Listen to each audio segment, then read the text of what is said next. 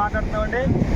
అలాగే అచ్యుతాపురం మండలం గూడమరక తీరానికి సంబంధించినటువంటి చౌడిపిల్లి ఎర్రయ్య చనిపోవడం చాలా బాధాకర విషయం.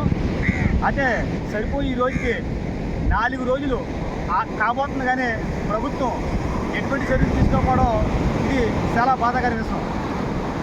వెంటనే ఏదైతే చౌడిపిల్లి ఎర్రయ్య కుటుంబం ఉందో కుటుంబాన్ని ప్రభుత్వం వెంటనే ఆదుకోవాలని మత్స్యకారులందరూ డిమాండ్ చేస్తున్నాం.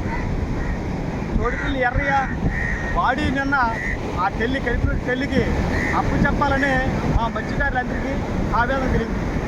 ఇప్పుడు వరకు కూడా 4 రోజులు కాబోతుంది, కానీ ఆ చౌడిపిల్లి ఎర్రయ్య అన్న వ్యక్తి బాడీ అప్పు చెప్పడం అనేది ఆ తెల్లి బాధ మత్స్యకారులందరూ విని కళ్ళంట నీరు కారుతుంది.